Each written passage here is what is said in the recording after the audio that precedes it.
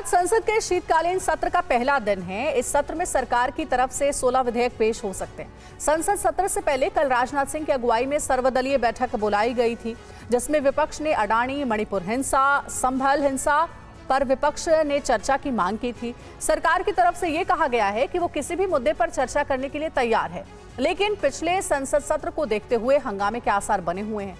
संसद सत्र से पहले मल्लिकार्जुन खड़गे भी विपक्ष के तमाम नेताओं के साथ सरकार को घेरने की रणनीति पर अहम मीटिंग करने वाले हैं।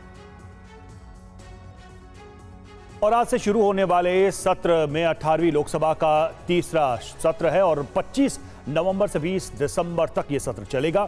इस संसद सत्र में 16 विधेयक पेश होने वाले हैं। आइए सुनते हैं ओम बिरला इस वक्त क्या कह रहे हैं।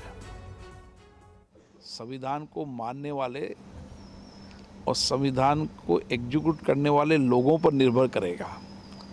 आज भी संविधान हो चाहे संसद हो, उच्च कोटि की मर्यादाएं, उच्च कोटि का आचरण हमारे व्यवहार में होना चाहिए।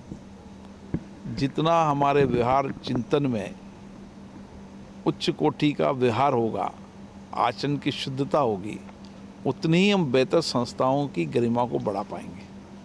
जो बाबा साहब ने कहा था वो विचार आज भी है और कितना व्यापक दृष्टिकोण था कि अलग अलग विषयों पर उनका दृष्टिकोण आज 75 वर्ष बाद भी हमें लगता है कि आज उसी दृष्टिकोण की आवश्यकता है, उसी मार्गदर्शन की आवश्यकता है।